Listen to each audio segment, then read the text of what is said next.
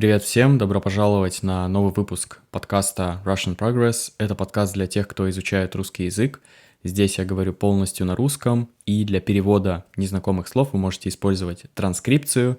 Она доступна на Boosty и на Патреоне. Это также возможность поддержать проект. Ну и также сразу скажу, что на Boosty вы можете записаться на уроки со мной. То есть вы будете говорить на русском, я буду исправлять ваши ошибки. Мы будем обсуждать какие-то интересные темы, и таким образом вы будете улучшать свой русский язык. Не только понимание русского языка, но и говорение. Ссылочка на Boosty будет в описании. А сегодня в этом выпуске мы говорим с Машей, автором проекта Sound Like a Russian. Маша пригласила меня на стрим, в котором мы обсуждали разные темы, и я решил из части этого стрима сделать подкаст, в котором мы говорим про города России. Маша спросила меня, где я был, куда я рекомендую съездить. И также мы обсуждали Москву и Петербург, почему Москва — это самый лучший, самый передовой город России, и почему Петербург все еще отстает от Москвы. Я высказал свое мнение, Маша не согласилась. Ну, в общем, получился интересный разговор, так что надеюсь, вам понравится, и приятного прослушивания. Кстати, про противоречивую, про огромную страну. Ты вообще сейчас где? Я сейчас в Новосибирске, в Новосибирск. центральной России, в Сибири. Да, ну-ка я посмотрю на карту. У меня тут на столе в качестве, не знаю, скатерти, подставки лежит географическая карта. Наверное, в надежде, что я однажды выучу географию, я ее положила. Вот, сейчас посмотрю. Я учился на регионоведении, поэтому учил географию хорошо. Ну и плюс я люблю путешествовать, и по России в том числе, поэтому это лучший способ изучать географию, ездить просто по регионам. Угу, это точно. Ну, пока, половину субъектов посетил. Вот. 45 пока что. Ну все, давай рассказывай, ну где ты был? Ну, вообще я из Новосибирска, вот, родился в Новосибирске, и обычно мы ездили отдыхать на Алтай. Вот, то есть тут рядом Алтай, горы. Потом в детстве я еще ездил в Хакасию. Потом 5 лет назад я переехал в Петербург. Ну вот, когда жил в Петербурге, ездил, во-первых, там в страны рядом, то есть Финляндия, Прибалтика, потом в регионы, которые там вокруг. Ну и все, я как-то вдохновился на путешествия, начал ездить там, особенно вот когда пандемия случилась и границы были закрыты, понял, что можно и по России ездить, и посетил очень много южных регионов, центральных, там пока ехал от Сибири до юга, вот так вот много раз, тоже везде останавливался. Ну, для меня посетил, это значит вышел и погулял, то есть это не просто проехал. Ну и вот, собственно, вот так. В основном, то есть Поволжье, юг, Санкт-Петербург вокруг, то, что там и Карелия в том числе. Ну и вот Урал тоже много где был. Куда посоветуешь съездить сразу? Иностранцы, конечно, знают про Питер, про Москву, да, и знают, что есть еще какая-то другая Россия там где-то. Вот. Куда бы ты посоветовал съездить? Ну, Питер, Москва, это понятно, да, то есть Москва — это лучшее, что есть, в принципе, в русскоязычном пространстве. Вот самое передовое, самое современное, самое лучшее — это Москва. Не все с тобой согласятся сейчас. Ну, Ну, передовое, да, конечно, да, но знаешь, как многие не любят Москву. Да, понимаю, то есть масштабы, дороги широкие, это все есть. Но Москву надо посмотреть 100%. Петербург — это такая имперская Россия. Вот если хотите посмотреть что-то, что было построено во времена Российской империи, вот величие, да, пик, наверное, даже России тех времен — это Санкт-Петербург. Если хотите что-то более мусульманское, это Казань. То есть Россия, она многогранна, она многоконфессиональна, поэтому вы можете увидеть такую русскую Россию, современную Россию — это Москва, европейскую Россию — Петербург, мусульманскую — это Татарстан, Казань. Что-то такое более еще русское — это Золотое кольцо, то есть маленькие города вокруг Москвы. Нижний Новгород, например, тоже. Кавказ тоже очень интересен, например, Дагестан очень популярен. Ну и, понятно, Сочи, самый теплый город России. Что еще у нас интересного? Ой, про Кавказ, ты знаешь, была в прошлом году у меня группа, мы занимались онлайн, и у них была возможность путешествовать по России, и там два друга, такие заводные ребята, знаешь, не любят сидеть на месте. Каждый раз мы начинали с ними занятия, и они были в каком-то другом месте, в каком-то новом месте России. И вот они очень полюбили Кавказ. Сколько же веселья там было у них. Ну да. Столько видео, там, шуток, мемов оттуда, Мгм. красоты, да. Да, то есть там горы, всякие, не знаю, реки, озера, Каспийское море. Ну, я, если честно, наверное, с точки зрения природы, больше всего мне нравится Карелия. Это север. То есть это от Петербурга на север, если ехать. То есть там такие хвойные леса, прохлада, озера, скалы, ландшафт какой-то. Вот это очень приятно. Нет жары такой сильной. Но И есть еще комары я... огромные. Тебя не мучили Да. они? Я была в Карелии, и вот я помню, что мы бегали от этих вот вертолетов, просто буквально Мгм. бегали от них, потому что невероятное количество комаров. Я там не так много был, не знаю, не застал их. Ну, здесь в Сибири тоже их много. Вот. А так вообще по природе очень еще красиво в Приморье. То есть вот это Владивосток, это вот ближе к Японии, ну, в Азии вообще, там, в конце России, короче. Там очень приятный климат, очень влажный, такой прям тропики немножко даже. Вот. Я там еще не был, но вот если картинки посмотреть, там очень круто. Ну и Крым, понятно, тоже очень красиво там. Мгм. Вообще природа разная у нас, можно увидеть буквально все. Я Ну когда да. жила в России, хотела все поехать, вот, посмотреть Европу, посмотреть, ну, там еще какие-то другие континенты. Мне казалось все. Хочу увидеть другое что-то, новое что-то. А сейчас живу в Венгрии, и, ну, здесь здорово, красиво, и мне по-прежнему хочется посетить многие европейские страны, но я понимаю, что я хочу и по России попутешествовать. Ну, одно другому не мешает. Ну как не мешает? Надо еще до России доехать сейчас. А ты откуда вообще изначально, из какого города? Родом я из Александрова, Владимирская область. Там жил М, Иван Грозный. Это чтобы у тебя Прикольно. отложилось в Я в голове. Владимире был. Мгм. Я тоже была. Ну и вот. Да, потом училась я и работала в Москве. И да, в Питере я тоже была, в Карелии я тоже была. Вот то, что ты рассказываешь, очень мне откликается. В Казани была, так говорю, Казань брал. А в Нижнем была? В Нет. Нижнем Новгороде. Ну, там очень круто тоже. Это такая смесь Москвы и провинции. Потому что Москва, она стерильна, она вылизана. То есть там, ну, все новое. Ну, центр, по крайней мере. А Нижний Новгород, там можно увидеть какие-то советские таблички, какие-то ветхие здания, при этом новые скверы. То есть такое прям столкновение цивилизаций. Вот регионов, провинции и Москвы. Мгм. Ну, кстати, даже про Москву все говорят, что она эклектична. Я помню, училась на филологии, и Мгм. нам все время профессор говорил вот это слово в отношении Москвы. Ну да, хаотичная застройка. Да, и много стилей, деревянный домик, а напротив стеклянное Мгм. новейшее здание, например. Ну да, да, да. А в Венгрии ты в Будапеште? Нет, живу я в Сегеде, потому что здесь Сегедский М. университет, М. я тут работаю. Мгм. Я в Будапеште был только. Мгм. Но если будешь в Венгрии, заезжай в Сегед, очень хороший город. Я недавно как раз видео снимала, показывала, очень красивый. И livable, что называется. Ну, здесь очень Мгм, приятно мгм. жить.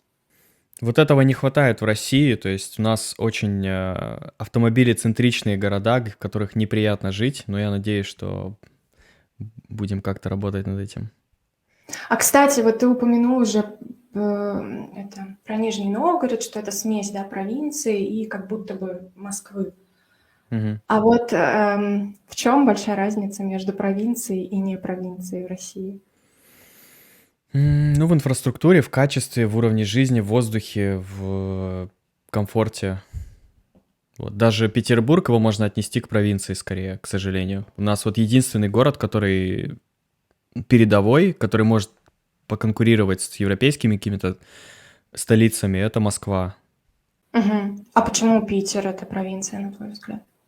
Ну, потому что там еще автомобилецентричный подход, то есть там еще машина это важнее. То есть они думают, что чем эффективнее мы наладим передвижение машин, тем лучше город. Но на самом деле уже давно понятно, типа в Амстердаме каком-нибудь, в Копенгагене еще 50 лет назад поняли, что нужно, чтобы город был комфортный для всех, и для тех, у кого нет машины, и на общественном транспорте, и на велосипеде, а в Питере все еще, то есть очень широкие проезжие части, очень узкие тротуары, ну и ты как бы в городе, когда находишься, ты понимаешь, что ну, он не для ходьбы, хотя, казалось бы, это Петербург, здесь гулять надо, вот. А Москва, она еще лет 10 назад начала вот это движение в сторону расширения тротуаров, там, сокращения автомобильного трафика в центре.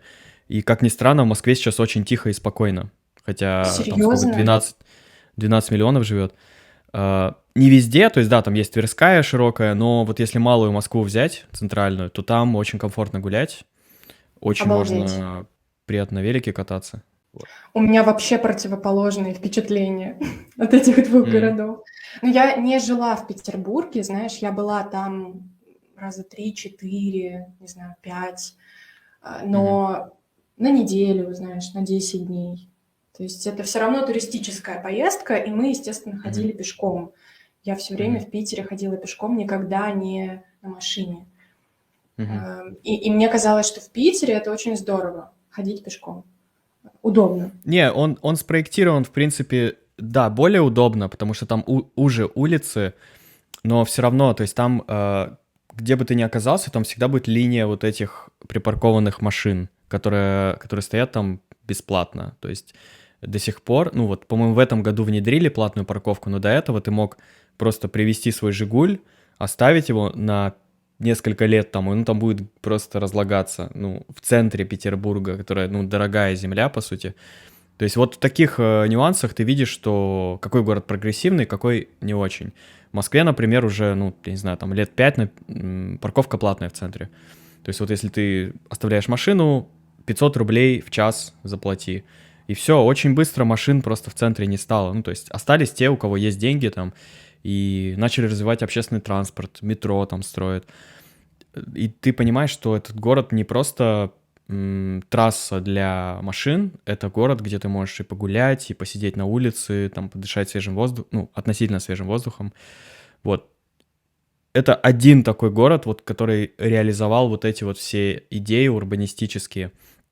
У всех остальных какие-то точечные есть решения, какие-то пешеходные улицы, там, в Нижнем Новгороде, например, ну, во многих других городах. Но в целом вот все еще у нас машина — это прям вот главное, что, ну, главный приоритет. Мгм. Надо иметь, да, машину? Да-да-да, то, что без машины ты просто некомфортно себя чувствуешь. Ну и, в принципе, в городе ты, когда гуляешь, ты постоянно шум этот, и, ну, воздух не очень чистый. Вот. Ну вот у меня такие впечатления от Москвы, кстати. Это, Ну конечно, да, очень ну, красиво, Москва там есть разная, то места. есть, Да, ну да, да. вот, есть там Хамовники, например, какой-нибудь район пешеходный такой, приятный. Петербург, у него огромный потенциал, потому что ну, он исторический весь, ну, вот эта историческая часть, и там много каналов, там, правда, не хватает деревьев, вот еще бы деревья добавить, сделать велодорожки, он, ну, полностью ровный, вообще идеальный город, то есть сделать несколько пешеходных улиц, можно вообще весь Невский сделать пешеходным, это просто шикарно будет, или делать каждые выходные Невский проспект пешеходным, ну, например, как вот в Киеве Крещатик делают каждые выходные пешеходным, и в Краснодаре тоже Красную улицу делают пешеходной. То есть это все вот, ну, вот эти все меры, они нужны, чтобы просто город был приятнее, чтобы ты там, ну, не просто работа-дом, а еще как-то понаслаждаться городом смог. Мгм. Да, согласна, согласна. Например, вот в Сегеде, где я сейчас живу, действительно очень много велодорог. И вообще не обязательно здесь иметь машину, потому что пешком можно дойти из точки А в точку Б, где бы эти точки ни находились. Мгм. Ну, максимум там час-полтора ты идешь пешком. Ну, все, весь город пересек уже. Ну да. Да, этого, конечно, не хватает в больших городах. А, кстати, а ты Даже не был... Мгм. хотел просто добавить, что даже если ну, вот есть всякие видео, прогулки, да, по городам. Вот я, например, про Стокгольм смотрел, он очень похож на Петербург, и там, бывает, целые кварталы перекрывают, Ну, то есть они ничего не делают, то есть не меняют там инфраструктуру, ничего, просто перекрывают, ставят столики, ставят там какие-то кафешки в обычном квартале, и там люди катаются на велосипедах, люди ходят с колясками, тихо, спокойно, то есть и прям идиллия. И, по сути, ничего не требуется, просто перекрыть, вот чтобы просто не было раздражающего фактора, то есть машин. Все, город сразу начинает жить. Мгм. Да. Ну, слушай, потребность в том, чтобы убрать машины, растет. Не только ты об этом говоришь, я думаю, очень многие об этом думают, так что, наверное, мы правда придем к этому, к каким-нибудь подземным путям машинным. Ну, не обязательно подземным, просто элементарно общественный транспорт. То есть, чтобы он был не 70-х годов, как в Новосибирске, вот там троллейбусы эти старые, а чтобы это было не стыдно, там просто, ну, зайти в него, находиться. Мгм. Да. И чтобы тебя не вытрясло по дороге еще. Да-да-да. Ну вот, Да. как-то так.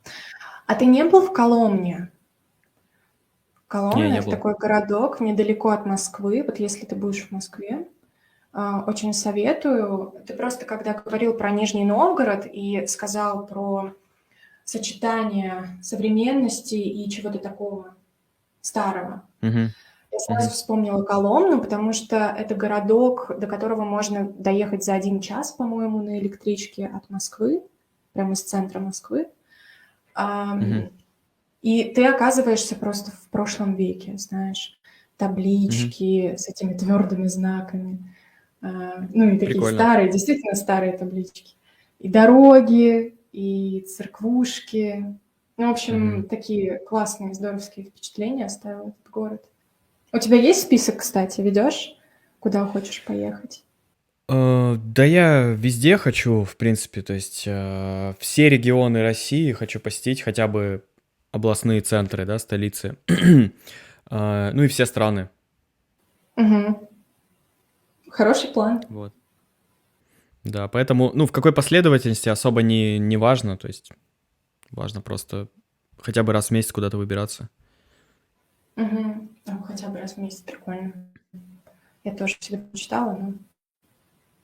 Вопрос тут про Алтай. Мгм. Окей. А Алтай как? Туда всегда хотел. Для меня лично Алтай — это что-то максимально банальное и скучное, потому что мы в детстве, ну, когда я был маленьким, всегда туда ездили. И, ну, для меня это просто горы, озера, реки. Не знаю, я вообще предпочитаю города. Мне вот всегда интереснее там в тот же Будапешт съездить, посмотреть вот архитектуру. Там Будапешт, кстати, офигенный город, вообще обожаю. Ну и вообще, в принципе, города смотреть, то есть то, что было создано человеком. Вот меня всегда это интересовало. Ну, а природа, да, ну, максимум 2 дня, максимум неделя и все. Поэтому да, если вы любите природу, ну, да, там она есть, свежий воздух, там все дела. Но для меня лично ничего особенного. Мгм. Свежий воздух, все дела. Интересно. Мне как раз...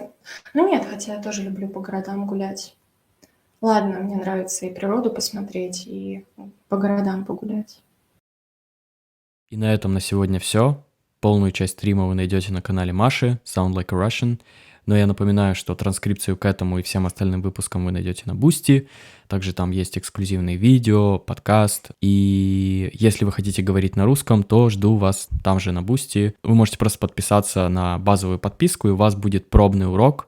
30 минут вы попробуете. Если вам понравится, мы будем регулярно заниматься с вами русским. На этом на сегодня все. Спасибо. Скоро услышимся.